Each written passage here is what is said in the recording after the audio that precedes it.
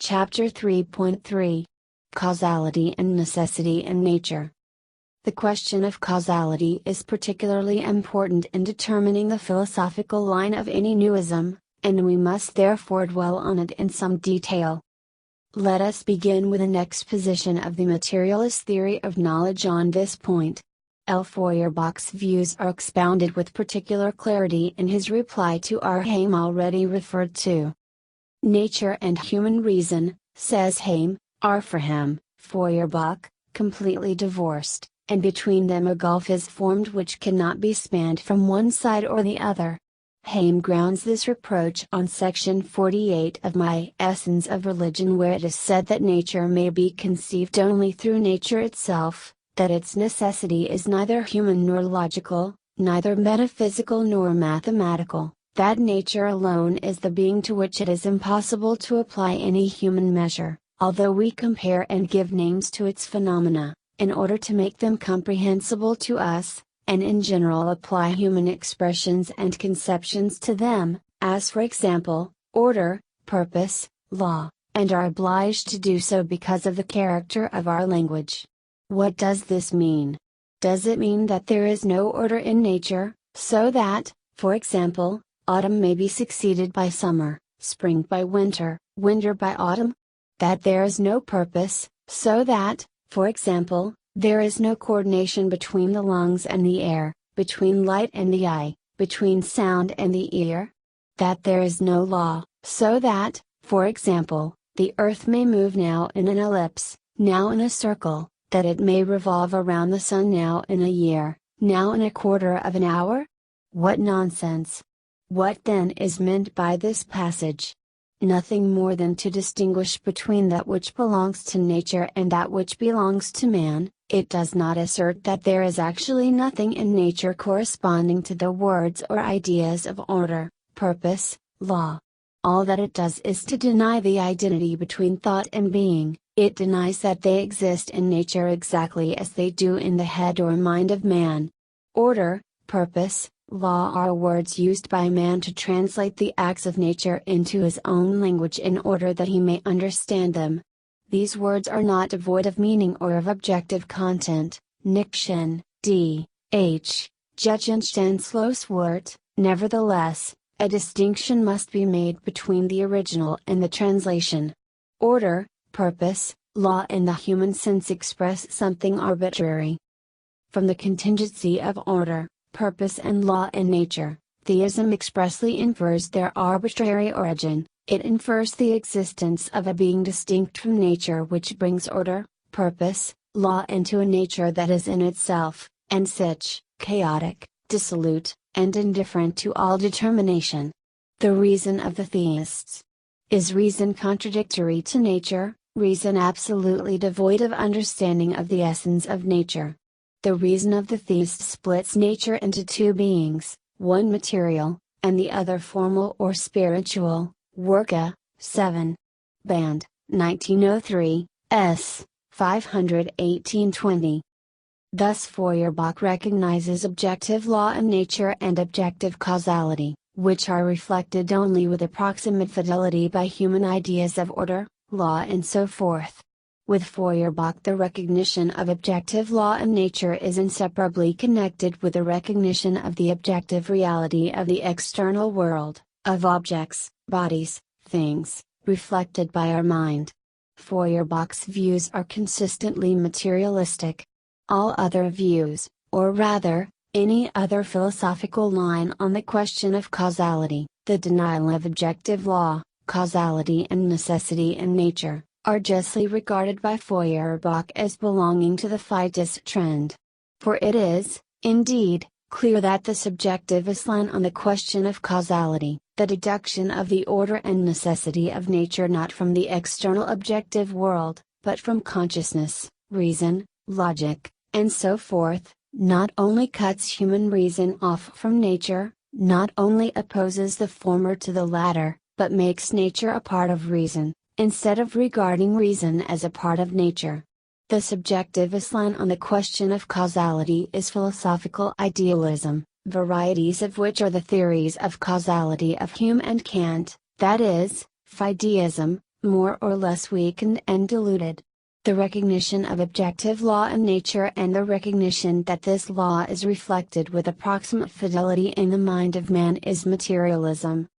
As regards Engels, he had, if I am not mistaken, no occasion to contrast his materialist view with other trends on the particular question of causality. He had no need to do so, since he had definitely dissociated himself from all the agnostics on the more fundamental question of the objective reality of the external world in general. But to anyone who has read his philosophical works at all attentively, it must be clear that Engels does not admit even the shadow of a doubt as to the existence of objective law, causality and necessity in nature. We shall confine ourselves to a few examples. In the first section of Anti-Dühring, Engels says, in order to understand these details, of the general picture of the world phenomena, we must detach them from their naturalic, or historical connection and examine each one separately, its nature, special causes, effects, etc. pages 5 to 6. That this natural connection, the connection between natural phenomena, exists objectively, is obvious. Engels particularly emphasizes the dialectical view of cause and effect, and we find, in like manner, that cause and effect are conceptions which only hold good in their application to individual cases, but as soon as we consider the individual cases in their general connection with the universe as a whole, they run into each other, and they become confounded when we contemplate that universal action and reaction in which causes and effects are eternally changing places, so that what is effect here and now will be cause there and then, and vice versa, p. 8. Hence, the human conception of cause and effect always somewhat simplifies the objective connection of the phenomena of nature, reflecting it only approximately, artificially isolating one or another aspect of a single world process. If we find that the laws of thought correspond with the laws of nature, says Engels, this becomes quite conceivable when we take into account that reason and consciousness are products of the human brain and that man himself is a product of nature. Of course, the products of the human brain, being in the last analysis also products of nature, do not contradict the rest of nature's interconnections, naturism and hang, but are in correspondence with them, p. 22. 5. There is no doubt that there exists a natural, objective interconnection between the phenomena of the world. Engels constantly speaks of the laws of nature, of the necessities of nature, Naturnotwendigkeiten, without considering it necessary to explain the generally known propositions of materialism. In Ludwig Feuerbach also we read that the general laws of motion, both of the external world and of human thought, are two sets of laws which are identical in substance but differ in their expression insofar as the human mind can apply them consciously, while in nature and also up to now for the most part in human history, these laws assert themselves unconsciously in the form of external necessity in the midst of an endless series of seeming accidents, p. 38. And Engels reproaches the old national philosophy for having replaced the real but as yet unknown interconnections, of the phenomena of nature, by ideal and imaginary ones, p. 42. 6. Engels' recognition of objective law, causality and necessity in nature is absolutely clear, as is his emphasis on the relative character of our, that is, man's approximate reflections of this law in various concepts. Passing to Joseph Dietzgen, we must first note one of the innumerable distortions committed by Armagans. One of the authors of the Studies in the Philosophy of Marxism, Mr. Helfand, tells us, the basic points of Dietzgen's world outlook may be summarized in the following propositions. 9. The causal dependence which we ascribe to things is in reality not contained in the things themselves, p. 248. This is sheer nonsense. Mr. Helfand, whose own views represent a veritable hash of materialism and agnosticism, has outrageously falsified J. Dietzgen. Of course, we can find plenty of confusion, inexactnesses and errors in Dietzgen, such as gladden the hearts of the Macans and oblige materialists to regard Dietzgen as a philosopher who is not entirely consistent. But to attribute to the materialist J. Dietzgen a direct denial of the materialist view of causality, only a Halfond, only the Russian Macas are capable of that. Objective scientific knowledge, says Dietzgen in his The Nature of the Workings of the Human Mind, German ed. 1903, seeks for causes not by faith or speculation, but by experience and induction, not a priori, but a posteriori. Natural science looks for causes not outside or back of phenomena, but within or by means of them, pages 94 to 95. Causes are the products of the faculty of thought. They are, however, not its pure products, but are produced by it in conjunction with sense material. This sense material gives the causes thus derived their objective existence. Just as we demand that a truth should be the truth of an objective phenomenon, so we demand that a cause should be real, that it should be the cause of some objective effect, pages 98 to 99. The cause of the thing is its connection, p. 100. It is clear from this that Mr. Halfond has made a statement which is directly contrary to fact. The world outlook of materialism expounded by J. Dietzgen recognizes that the causal dependence is contained in the things themselves. It was necessary for the Macinhash that Mr. Halfond should confuse the materialist line with the idealist line on the question of causality. Let us now proceed to the latter line. A clear statement of the starting point of a Venerius philosophy on this question is to be found in his first work, Philosophiae als Denken der Weltgem aus dem Prinzip des Kunstkraftsmasses. In section 81 we read, just as we do not experience, erfahren, force as causing motion, so we do not experience the necessity for any motion. All we experience, erfahren, is that the one follows the other. This is the Humean standpoint in its purest form. Sensation, experience tell us nothing of any necessity. A philosopher who asserts, on the principle of the economy of thought, that only sensation exists could not have come to any other conclusion. Since the idea of causality, we read further, demands force and necessity or constraint as integral parts of the effect, so it falls together with the latter, section 82. Necessity therefore expresses a particular degree of probability with which the effect is, or may be, expected, section 83, Thesis. This is outspoken subjectivism on the question of causality. And if one is at all consistent, one cannot come to any other conclusion unless one recognizes objective reality as the source of our sensations. Let us turn to Mach. In a special chapter, Causality and Explanation, Wormüller, 2. Auflage, 1900, s.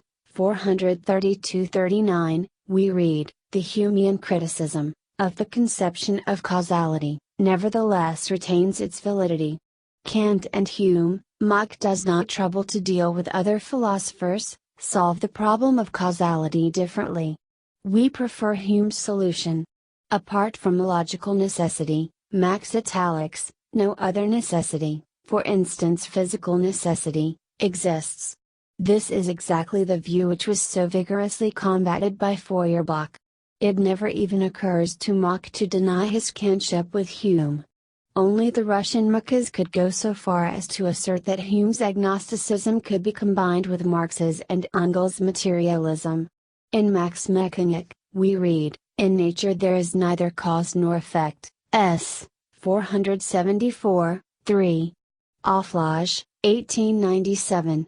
I have repeatedly demonstrated that all forms of the law of causality spring from subjective motives, Trieben, and that there is no necessity for nature to correspond with them, p. 495. We must here note that our Russian Macans with amazing naivete replace the question of the materialist or idealist trend of all arguments on the law of causality by the question of one or another formulation of this law. They believed the German imperial critical professors that merely to say functional correlation was to make a discovery in recent positivism and to release one from the fetishism of expressions like necessity, law, and so forth. This of course is utterly absurd, and Wundt was fully justified in ridiculing such a change of words. In the article, quoted above, in Philosophus Studien, S. 383, 388, which in fact changes nothing. Mach himself speaks of all forms of the law of causality and in his Knowledge and Error, 2. Auflage, S. 278, makes the self-evident reservation that the concept function can express the dependence of elements more precisely only when a possibility is achieved of expressing the results of investigation in measurable quantities, which even in sciences like chemistry has only partly been achieved.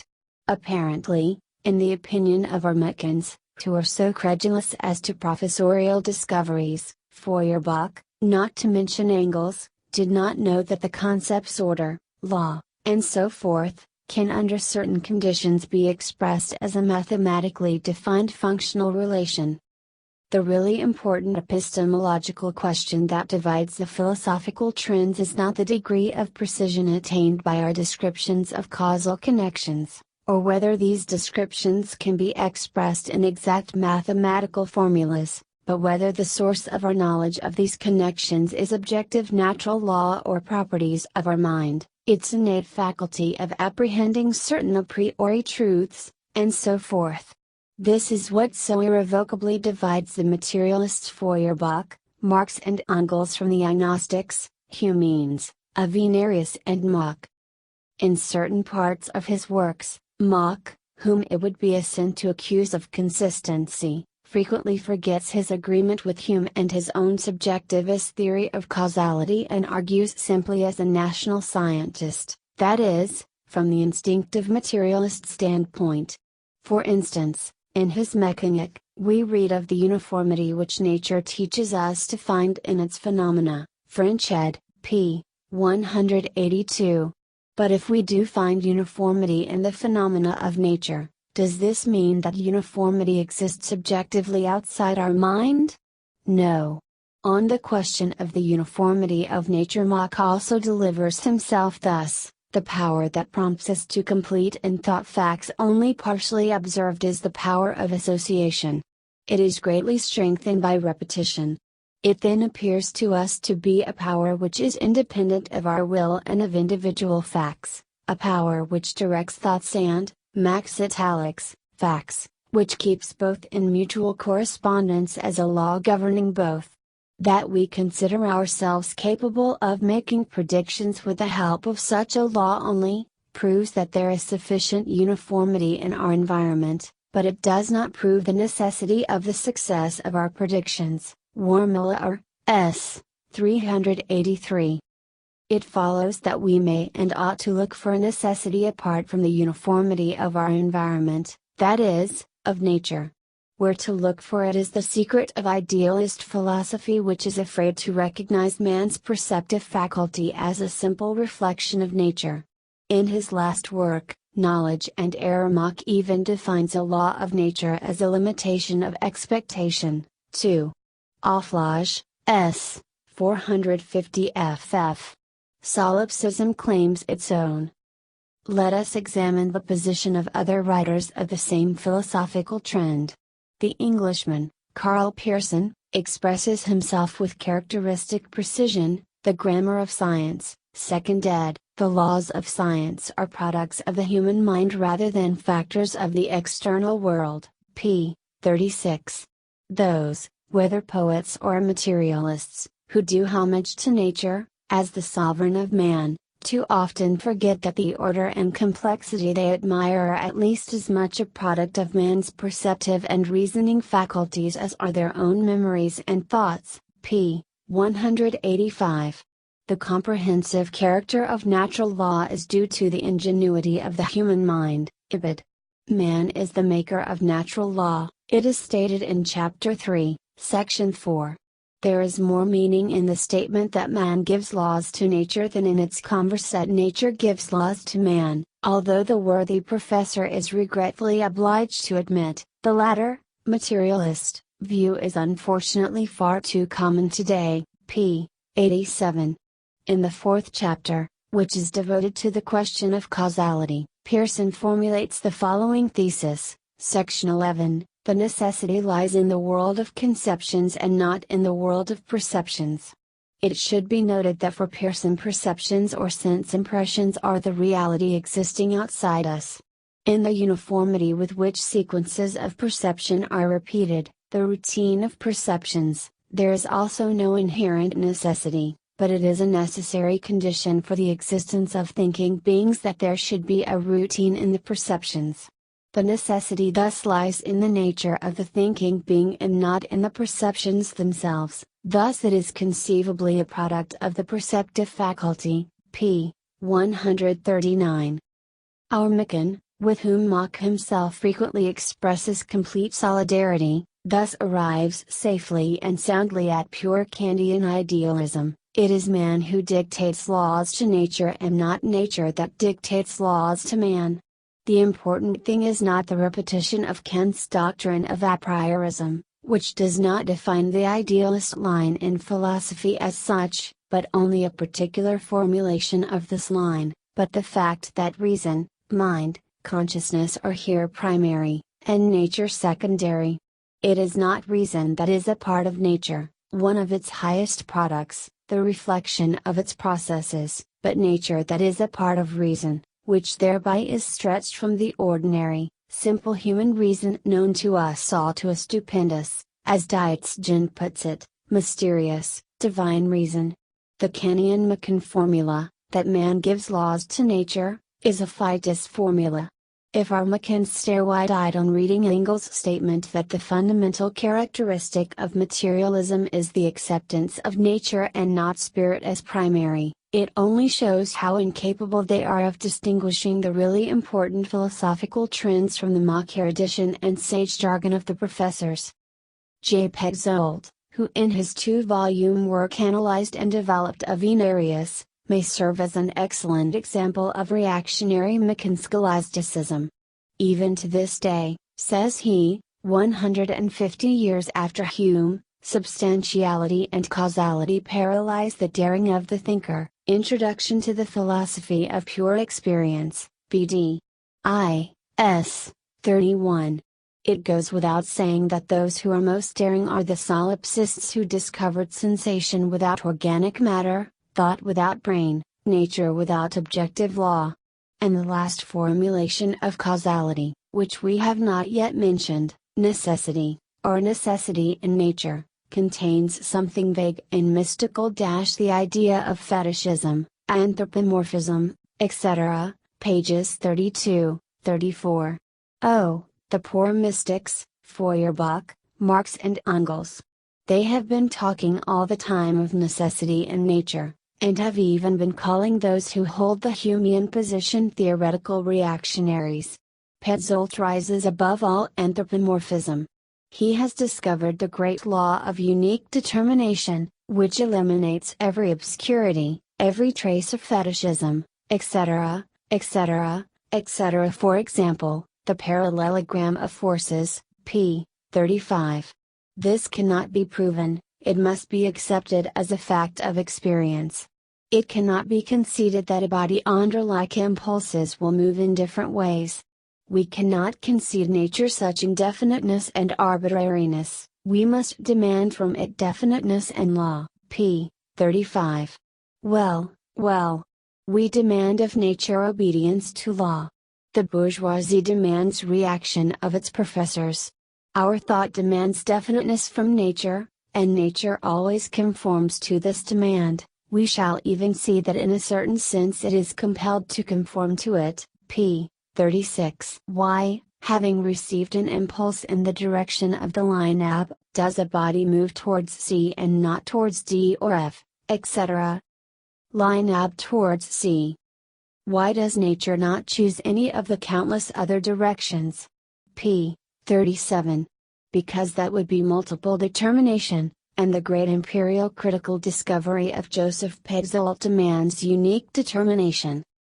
The imperial criticists fill scores of pages with such unutterable trash.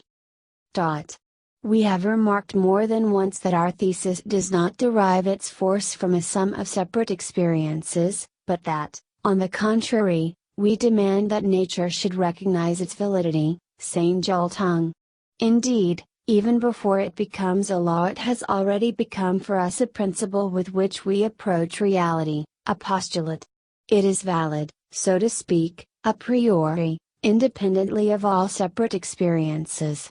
It would, indeed, be unbefitting for philosophy of pure experience to preach a priori truths and thus relapse into the most sterile metaphysics. Its a priorism can only be a logical one, never a psychological, or metaphysical one. p. 40. Of course, if we call a priorism logical, then the reactionary nature of the idea disappears and it becomes elevated to the level of recent positivism. There can be no unique determination of psychical phenomena. Petzold further teaches us the role of imagination, the significance of great inventions, etc., here creates exceptions, while the law of nature, or the law of spirit, tolerates no exceptions. p. 65. We have before us a pure metaphysician, who has not the slightest inkling of the relativity of the difference between the contingent and the necessary. I may, perhaps, be reminded, continues Petzold, of the motivation of historical events or of the development of character in poetry. If we examine the matter carefully, we shall find that there is no such unique determination. There is not a single historical event or a single drama in which we could not imagine the participants acting differently under similar psychical conditions. p. 73. Unique determination is not only absent in the realm of the psychical, but we are also entitled to demand its absence from reality. Petzold's italics. Our doctrine is thus elevated to the rank of a postulate, that is, to the rank of a fact, which we regard as a necessary condition of a much earlier experience, as its logical a priori. Petzold's italics, p. 76. And Petzold continues to operate with this logical a priori in both volumes of his introduction, and in the booklet issued in 1906, The World Problem from the Positivist Standpoint. 1. Here is a second instance of a noted empirio-criticist who has imperceptibly slipped into Kantianism and who serves up the most reactionary doctrines with a somewhat different sauce. And this is not fortuitous, for at the very foundations of Max and Avenarius' teachings on causality there lies an idealist falsehood, which no high-flown talk of positivism can cover up. The distinction between the Humean and the Kantian theories of causality is only a secondary difference of opinion between agnostics who are basically at one, viz., in their denial of objective law and nature, and who thus inevitably condemn themselves to idealist conclusions of one kind or another. A rather more scrupulous empirio-criticist than J. Petzold, Rudolf Willi, who is ashamed of his kinship with the immanentists, rejects, for example, Petzold's whole theory of unique determination as leading to nothing but logical formalism. But does Willi improve his position by disavowing Petzold? Not in the least, for he disavows Kantian agnosticism solely for the sake of Humean agnosticism.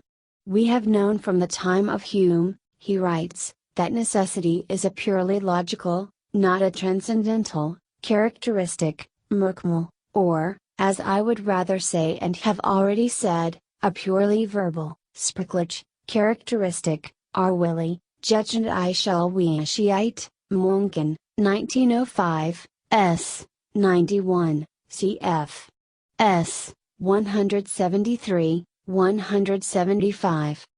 The agnostic calls our materialist view of necessity transcendental, for from the standpoint of Kantian and Humean school wisdom, which Willi does not reject but only furbishes up, any recognition of objective reality given us in experience is an illicit transcendence.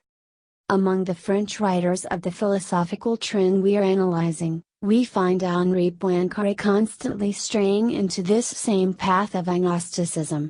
Henri Poincaré is an eminent physicist but a poor philosopher, whose errors Yushkevich, of course, declared to be the last word of recent positivism, so recent, indeed, that it even required a newism, viz., imperial symbolism.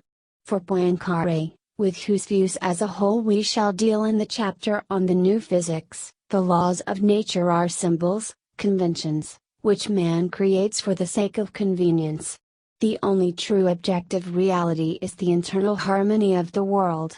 By objective, Poincaré means that which is generally regarded as valid, that which is accepted by the majority of men, or by all too, that is to say, in a purely subjectivist manner he destroys objective truth, as do all the Macans. And as regards harmony, he categorically declares in answer to the question whether it exists outside of us, undoubtedly, no. It is perfectly obvious that the new terms do not in the least change the ancient philosophical position of agnosticism, for the essence of Poincaré's original theory amounts to a denial, although he is far from consistent, of objective reality and of objective law and nature. It is, therefore, perfectly natural that in contradistinction to the Russian Macans, who accept new formulations of old errors as the latest discoveries, the German Kantians greeted such views as a conversion to their own views, that is, to agnosticism, on a fundamental question of philosophy. The French mathematician Henri Poincaré, we read in the work of the Kantian, Philippe Franck, holds the point of view that many of the most general laws of theoretical natural science, for example, the law of inertia, the law of the conservation of energy, etc., of which it is so often difficult to say whether they are of empirical or of a priori origin, are, in fact, neither one nor the other, but are purely conventional propositions depending upon human discretion. Thus, exults the Kantian, the latest natural philosophy unexpectedly renews the fundamental idea of critical idealism, namely, that experience merely fills in a framework which man brings with him from nature. 3.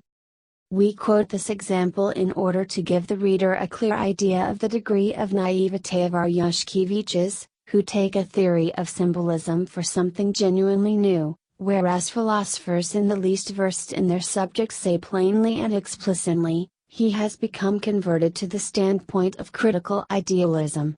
For the essence of this point of view does not necessarily lie in the repetition of Kant's formulations, but in the recognition of the fundamental idea common to both Hume and Kant, viz., the denial of objective law in nature and the deduction of particular conditions of experience, particular principles, postulates and propositions from the subject, from human consciousness, and not from nature. Engels was right when he said that it is not important to which of the numerous schools of materialism or idealism a particular philosopher belongs, but rather whether he takes nature, the external world, matter and motion, or spirit, reason, consciousness, etc., as primary. Another characterization of Machism on this question, in contrast to the other philosophical lines, is given by the expert Kantian, Elecka. On the question of causality Mach entirely agrees with Hume. 4. P. Volkmann derives the necessity of thought from the necessity of the processes of nature, a standpoint that, in contradistinction to Mach and in agreement with Kant, recognizes the fact of necessity, but contrary to Kant, it seeks the source of necessity not in thought, but in the processes of nature. P. 424. Volkmann is a physicist who writes fairly extensively on epistemological questions, and who tends, as do the vast majority of scientists, to materialism, albeit an inconsistent, timid, and incoherent materialism. The recognition of necessity in nature and the derivation from it of necessity in thought is materialism. The derivation of necessity, causality, law, etc., from thought is idealism. The only inaccuracy in the passage quoted is that a total denial of all necessity is attributed to Mach. We have already seen that this is not true either of Mach or of the empirical-critical trend generally, which, having definitely departed from materialism, is inevitably sliding into idealism. It remains for us to say a few words about the Russian Machins in particular. They would like to be Marxists. They have all read Engel's decisive demarcation of materialism from the Humean trend. They could not have failed to learn both from Mach himself and from everybody in the least acquainted with his philosophy that Mach and Avenarius follow the line of Hume. Yet they are all careful not to say a single word about Humism and materialism on the question of causality. Their confusion is utter. Let us give a few examples. Mr. P. Yushkevich preaches the new imperial symbolism. The sensations of blue, hard, etc. These supposed data of pure experience and the creations supposedly of pure reason, such as a chimera or a chess game, all these are imperial symbols, studies, etc. p. 179. Knowledge is imperial symbolic, and as it develops leads to imperial symbols of a great degree of symbolization. The so-called laws of nature. Are these imperial symbols? Ibid. The so-called true reality, being in itself, is that infinite, a terribly learned fellow, this Mr. Yushkevich, ultimate system of symbols to which all our knowledge is striving, p. 188. The stream of experience, which lies at the foundation of our knowledge, is irrational, illogical, pages 187, 194. Energy is just as little a thing, a substance, as time, space, mass, and the other fundamental concepts of science. Energy is a constancy, an imperial symbol, like other imperial symbols that for a time satisfy the fundamental human need of introducing reason, logos, into the irrational stream of experience, p. 209. Clad like a harlequin in a garish motley of shreds of the latest terminology, there stands before us a subjective idealist, for whom the external world, nature and its laws are all symbols of our knowledge. The stream of experience is devoid of reason, order and law, our knowledge brings reason into it. The celestial bodies are symbols of human knowledge, and so is the earth. If science teaches us that the earth existed long before it was possible for man and organic matter to have appeared, we, you see, have changed all that. The order of the motion of the planets is brought about by us, it is a product of our knowledge. And sensing that human reason is being inflated by such a philosophy into the author and founder of nature, Mr. Yushkevich puts alongside of reason the word logos, that is, reason in the abstract, not reason, but reason, not a function of the human brain, but something existing prior to any brain, something divine. The last word of recent positivism is that old formula of fideism which Feuerbach had already exposed. Let us take A. Bogdanov. In 1899, when he was still a semi-materialist and had only just begun to go astray under the influence of a very great chemist and very muddled philosopher, Wilhelm Ostwald, he wrote, "The general causal connection of phenomena is the last and best child of human knowledge, it is the universal law, the highest of those laws which, to express it in the words of a philosopher, human reason dictates to nature, fundamental elements, etc." p. 41. Allah alone knows from what source Bogdanov took this reference. But the fact is that the words of a philosopher trustingly repeated by the Marxist are the words of Kant. An unpleasant event. And all the more unpleasant in that it cannot even be explained by the mere influence of Ostwald. In 1904, having already managed to discard both national historical materialism and Ostwald, Bogdanov wrote, "Modern positivism regards the law of causality only as a means of cognitively connecting phenomena into a continuous series, only as a form of coordinating experience, from the Psychology of Society, p. 207. Bogdanov either did not know, or would not admit, that this modern positivism is agnosticism and that it denies the objective necessity of nature, which existed prior to, and outside of, knowledge and man. He accepted on faith what the German professors called modern positivism. Finally, in 1905, having passed through all the previous stages and the stage of Empirio-criticism, and being already in the stage of Empirio-monism, Bogdanov wrote, "Laws do not belong to the sphere of experience. They are not given in it, but are created by thought as a means of organizing experience, of harmoniously coordinating it into a symmetrical whole." Empirio-monism, I.p. 40. Laws are abstractions of knowledge, and physical laws possess physical properties just as little as psychological laws possess psychical properties, ibid. And so, the law that winter succeeds autumn and the spring winter is not given us in experience but is created by thought as a means of organizing, harmonizing, coordinating. What with what, Comrade Bogdanov? Empirio-monism is possible only because knowledge actively harmonizes experience, eliminating its infinite contradictions, creating for it universal organizing forms, replacing the primeval chaotic world of elements by a derivative, ordered world of relations, p. 57. That is not true. The idea that knowledge can create universal forms, replace the primeval chaos by order, etc., is the idea of idealist philosophy. The world is matter moving in conformity to law, and our knowledge, being the highest product of nature, is in a position only to reflect this conformity to law.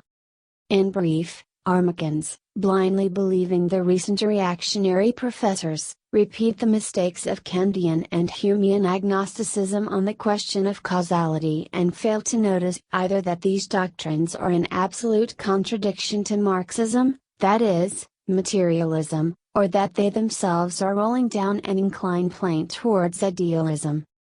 Notes. 1. J. Pegzold, Das Weltproblem von Positivistischen aus, Leipzig, 1906, s. 130. Also from the empirical standpoint there can be a logical a priori, causality is the logical a priori of the experienced, or Verhaltensmäßig, permanence of our environment. Lenin. 2. Henri Poincaré, La valeur de la science, The Value of Science, Paris, 1905, pages 7, 9. There is a Russian translation. Lenin. 3. Annalen der Naturphilosophie, 7, Vi. B. 1907, s. 443, 447. Lenin. 4. Ilaka, Das Erkenntnisproblem und Max-Analyse der Empfindungen, The Problem of Knowledge and Max Analysis of Sensations, in Kantstudien, 8. BD. S. 409. Lenin. 5. C. F. Engels, Anti-Dühring, Moscow, 1959, pages 33, 36, 55. 6. C. K. Marx and F. Engels, Selected Works, Volume 2, Moscow, 1958, pages 387, 389. p. 7. Elan der Naturphilosophie, Annals of Natural Philosophy, a journal of a positivist tendency, published by Wilhelm Ostwald in Leipzig from 1901 to 1921. Its contributors included Ernst Mach, Paul Volkmann and others. 60. C. F. Engels, Anti-Dühring, Moscow, 1959, p. 135. 61. C. F. Engels, Anti-Dühring, Moscow, 1959, p. 76.